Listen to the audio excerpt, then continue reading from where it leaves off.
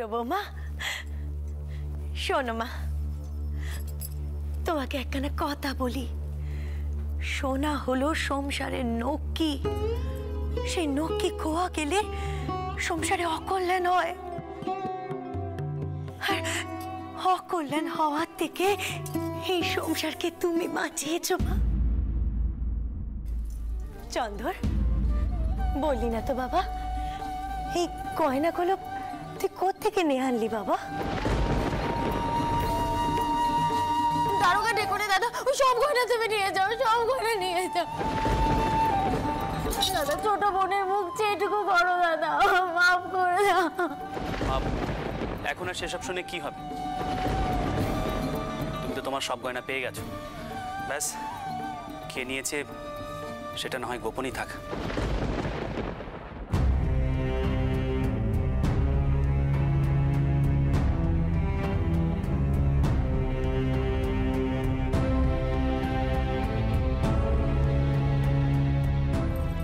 আপনি তখন মায়ের ঘরে কথাগুলো বলতে পারেননি, সে আমি বুঝেছি, কিন্তু এখন বলুন তো কে কে এই কাণ্ডে ঘটিয়েছে? দেখি তুমি কি আন্দাজ করছো? তোমার বুদ্ধির কাছে তো সকলে হার মানে রানী।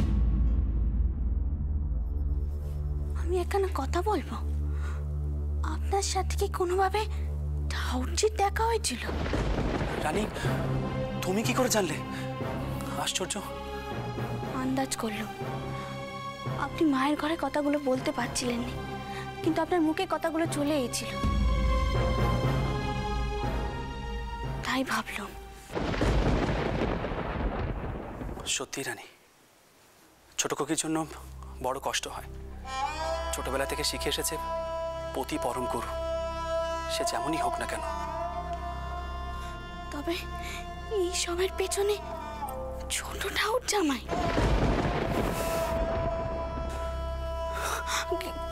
কিন্তু আপনি এসব কাউকে বলতে যাবেন না, মা এসব শুনলে শোকে একেবারে পাথর হয়ে যাবেন। হ্যাঁ রানী, আমি ভাবছি বাবা মশাইকে ছোট জামাই বাবুর জন্য একটা নতুন ব্যবসা খুলে দেবার কথা বলবো। যদিও ছোট জামাই বাবু আমাকে যথেষ্ট ঘৃণা করেন, কিন্তু তিনি আমার ছোট বোনের স্বামী।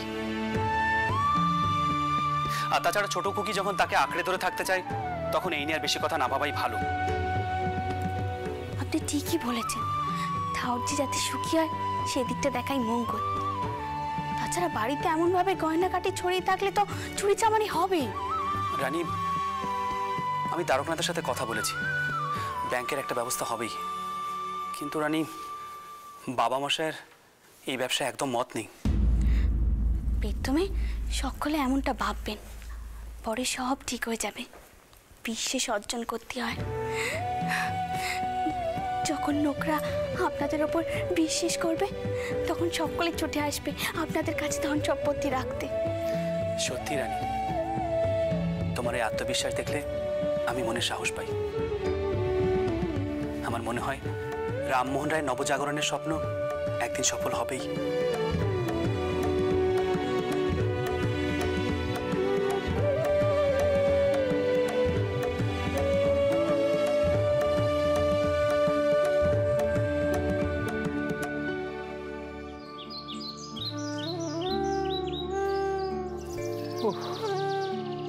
হে ভগবান,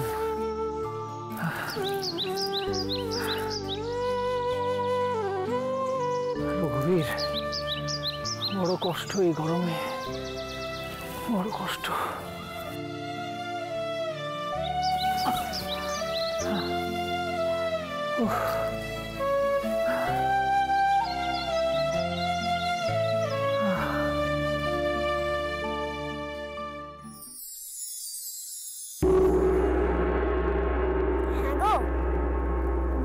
নাকি ওঠো ওঠো বলছি।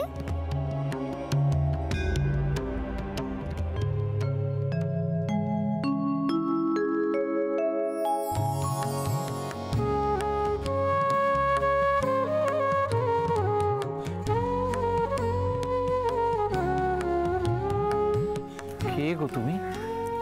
আমি গো আমি, সেই কবে থেকে তোমার পথ চেয়ে বসে আছি, এখানে এলে কই আমার কষ্ট তো দূর করলে না। জানো আমি ঠিকমতো খেতেও পাই না এখানে।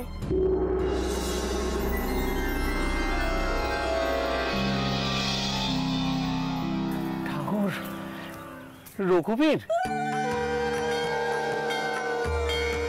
পেরেছি পেরেছি, আমি তোমায় ঠিক চিনতে পেরেছি। চিনেছো যদি তাহলে আমাকে সঙ্গে নিয়ে যাচ্ছ না কেন? এই খোলা জায়গায় রোদে জলে পুড়ে কষ্ট পাচ্ছি, নিয়ে চলো না গো আমাকে তোমার সঙ্গে। তার হবে না গো, তার হবে না। যখন আমার দিন ছিল তখন তুমি আসোনি, এখন তোমায় কেমন করে নিয়ে যাই বলো তো? তোমাকে যে দুবেলা ভোগ দেবো, কোথা থেকে দেবো? জানো তোমার অবস্থা, নুন আনতে পান্তা ফুরোয়। ঠাকুর, তোমার তো কিছুই অজানা নয়। সে তুমি ভক্তি ভরে যা দেবে আমি তাতেই তুষ্ট হব। নিয়ে চলো না গো আমাকে তোমার ঘরে। আমার মনটা তোমার ঘরে যাওয়ার জন্য খুব কাঁদছে।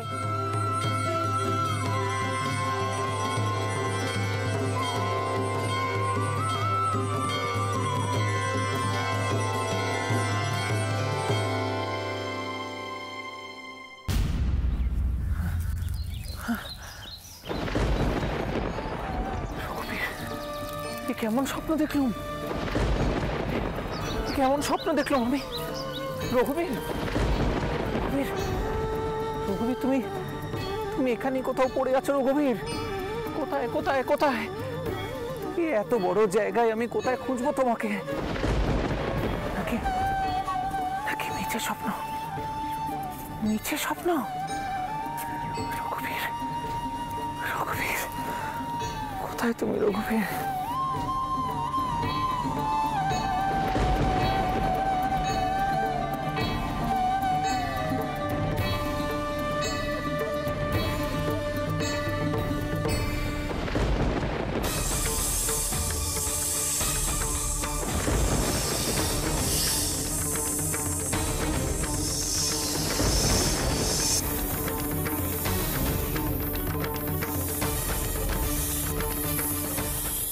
সাপটা এইভাবে কাকে ছাওয়া দিচ্ছে?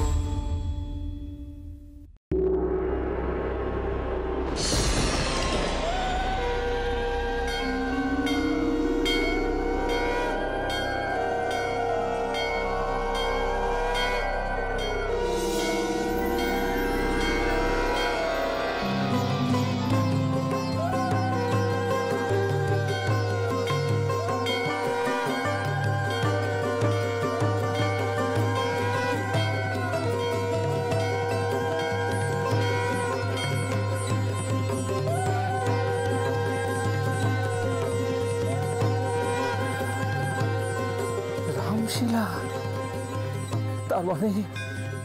তার মানে ঠাকুর আমায় মিছে স্বপ্ন দেননি, সত্যি এসেছিলেন আমার কাছে ঠাকুর, সত্যি এসেছিলেন। চলো চলো ঠাকুর, চলো চলো, তুমি আমার গৃহে চলো। তবে আমি তো গরিব ব্রাহ্মণ, কি দিয়ে যে তোমার সেবা করবো কে জানে। জয় রঘুবীর, জয় রঘুবীর, জয় রঘুবীর, জয় রঘুবীর।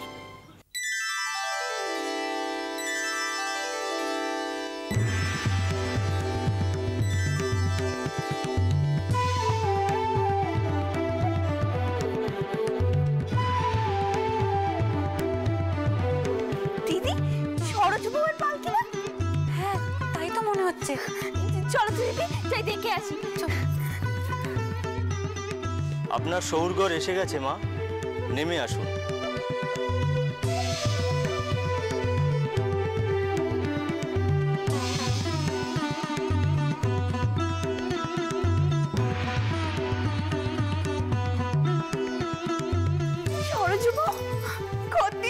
দেখিনি রে। তোর জন্য মনটা কেমন করছিল। তুই ভালো আছিস তো? শরীর গতি সব ভালো তো? হ্যাঁ দিদি, ভালো আছে। জানো তো দিদি, আমারও না তোমাদের জন্য বড্ড মনটা খারাপ করছিল। আচ্ছা দিদি, তোমরা কবে ফিরলে গো? কই, আমি তো কোনো খবর পেলাম না। আর জানাবেই বা কি? জানো দিদি, আমার এক বোনের বিয়ে ছিল কি না, তাই তো বাপের ঘরে গেছিল। শাওরি মায়ের হাতে পায়ে ধরে। জানোই তো, আমার বাপের বাড়ির লোকে দিচ্ছে শাওরি মা একদম পছন্দ করেননি। কে জানে সকলের সঙ্গে যে আবার কবে দেখা হবে। দিদি, ও দিদি, তুমি ভালো আছো তো? ভালো আছি রে, খুব ভালো তীর্থ ভ্রমণ করলুম। তুই মন খারাপ করিস নে, মেয়েদের তো এই একটাই যন্ত্রণা বল, বিয়ের পর নারীর টান চিরে ফেলতে হয়। আর শৌর ঘরের সব দায় দায়িত্ব নিতে হয়, বুঝলি? ও মা, তোর তো দেখছি মা হবার সময় হয়ে গেছে। হ্যাঁ গো দিদি, জানি না গো ভাগ্যে কি লেখা আছে। এখানে দাঁড়িয়ে দাঁড়িয়েই তো দেখছি দিন কাভার করে দেবে। এখন এই অবস্থায় এত গল্প না করলে কি নয়?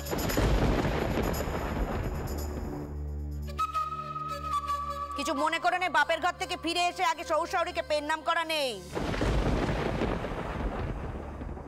ঠাউর ঘরে গিয়ে মাথা টাকানো নেই, এখানে দাঁড়িয়ে দাঁড়িয়ে গপ্প গাছা করছো।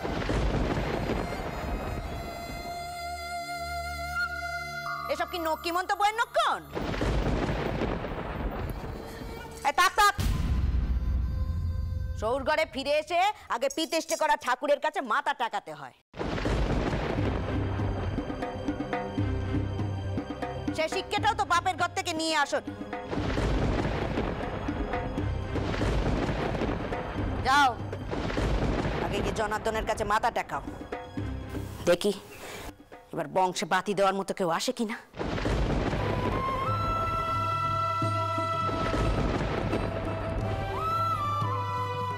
এতকাল তো কিছুই হলো না। দাঁড়িয়ে আছো কেন? যাও না।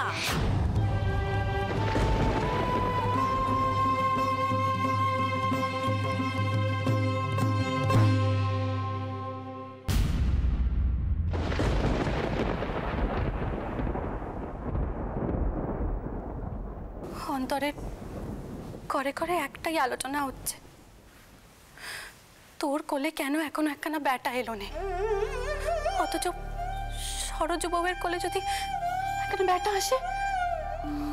কি কথা গো দিদি, অন্তরে এ নিয়ে কথা উঠবে কেন? সরোজ বউয়ের ব্যাটা হলে তো সকলের আনন্দ হবে। তোকে কি এখনো বুঝিয়ে দিতে হবে? হ্যাঁ, সৌর ঠাকুর চান তোর কোলে একখানা ব্যাটা আসুক। এত বড় বিশাল সম্পত্তি সব তেনার হাতের তৈরি। ঠাকুর পর কাউকে তো এসব দেখাশোনা করতে হবে, তাই তো একখানা বংশধর দরকার নাকি?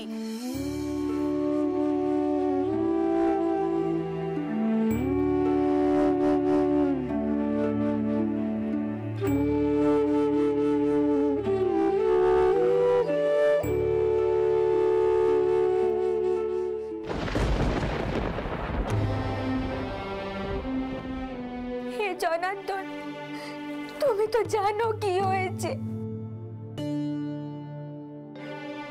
বাপের ঘরে থাকতে যা শুনেছি তা যদি সত্যি হয় তবে যে সর্বনাশ হয়ে যাবে। টাউর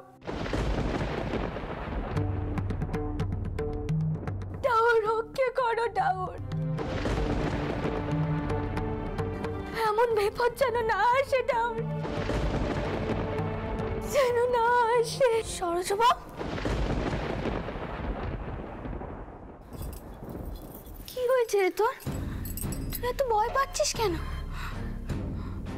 বাচ্চা হওয়ার সময় এগিয়ে আসছে বলে বুঝি ভয় পাচ্ছিস? হ্যাঁ রে, তুই ঠাউরকে কি সর্বনেশের কথা বলছিলিস?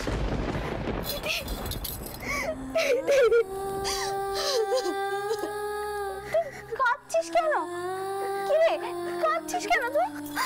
দিদি, ও দিদি, বলো না গো, সুস্থ বেটা জন্ম দেবার জন্য আমি কি কি করতে হবে বলো না দিদি। তুই আর কি করবি? সাবধানে থাকবি আর কি।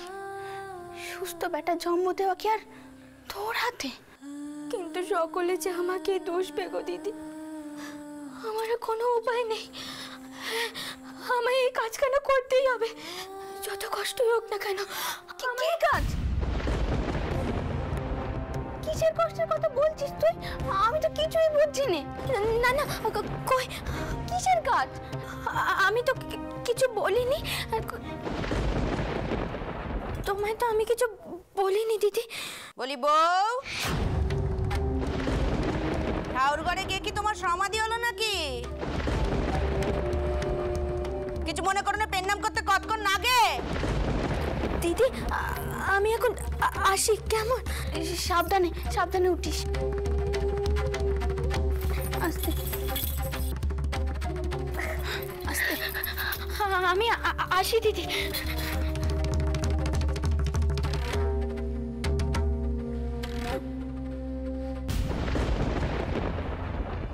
সরোজ বউ কি এমন কাজ করতে যায় যে সে সেটা বলতে পারছে না? তাও তুমি দেখো, সরোজ বউয়ের যেন কোনো ক্ষতি না হয়। থাক থাক, হয়েছে। এত ভক্তি দেখানোর প্রয়োজন নেই। যেটার প্রয়োজন সেটা আগে করে দেখাও দেখি। বেটা দাও, বেটা দাও আমায়। সরজু, আমি কিন্তু কোনো কথা শুনবো না। কদিনের মধ্যে স্থির হয়ে যাবে তুমি এই সংসারে ঠাঁই পাচ্ছ কি পাচ্ছ না।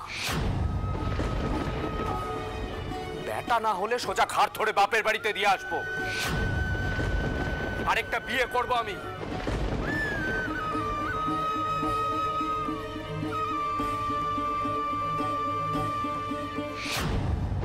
কোথায় যাচ্ছ বাচ্চা?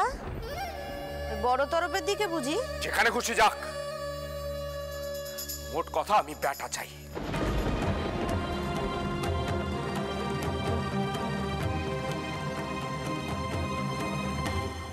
ব্রাদার রাজচন্দ্র, যদি সঠিকভাবে ব্যাংক গড়ে তুলতে হয় তাহলে একার দ্বারা সম্ভব নয়। কোম্পানির কাজগুলো সকলকে ভাগ করে নিতে হবে। শুধু তাই নয়, কোম্পানির নিয়ম কানুনগুলো তৈরি করবার জন্য একজন নয়, একাধিক মানুষের মতামতের প্রয়োজন। আশা করি আপনি সেটা নিশ্চয়ই মানবেন। হ্যাঁ, এই ব্যাপারে আমি আপনার সাথে সহমত। কিন্তু প্রশ্ন হলো, কেউ কি বিশ্বাস করে আমাদের ব্যাংকে তাদের সঞ্চয়, তাদের মূল্যবান জিনিসপত্র জমা দেবে? শুনছেন, আপনাদের জলখাবার কি এখানেই পাঠাবো?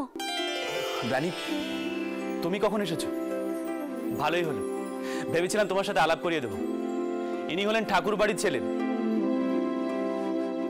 দ্বারকানাথ, আমার বেরাদার। উদ্যোগী পুরুষ বলতে যা বোঝায় দ্বারকানাথ তাই। পুরো ব্যবসা জগৎটাকেই পাল্টে দেওয়ার স্বপ্ন দেখে। প্রণাম বৌঠান। বেরাদার রাজচন্দ্র হলেন আমাদের প্রেরণা, আর শুনেছি রাজচন্দ্রের প্রেরণা আপনি। আপনি আমার নমস্কার জানবেন। বলছি, ওনাকে আপনি কে যেতে বলবেন। বাউন দিয়ে রান্না করাচ্ছি, চিন্তা করার কিছু নেই। আপনি বোধহয় জানেন না বৌঠান, আমি হলাম সর্বভুক। যার খাবার দাবারের কোনো বিচার নেই, তার আবার জাতের বিচার কি?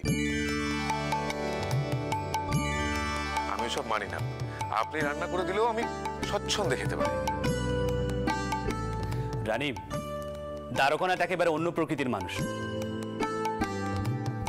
এদেশে জন্মানোই ওনার উচিত হয়নি, বিদেশে জন্মালেই ওনার ভালো হতো। এ আপনি কি কইছেন? আমাদের পোড়া দেশে কি সত্যি তেমন কোনো বড় মাপের মানুষ জন্মায়নি, যে জাত ধর্মের ছোট বড় বিচার করেনি, কুসংস্কার মানেনি?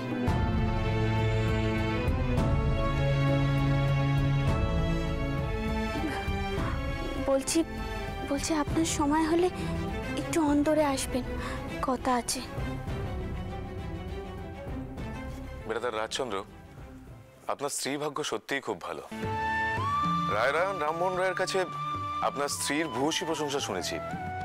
আজ বুঝতে পারলাম কেন উনি এত প্রশংসা করছিলেন। সত্যি এদেশে এরকম চিন্তা ভাবনা করার মতন স্ত্রীলোক কজনই বা আছেন। বউঠান আপনার সত্যি যোগ্য সহধর্মিণী।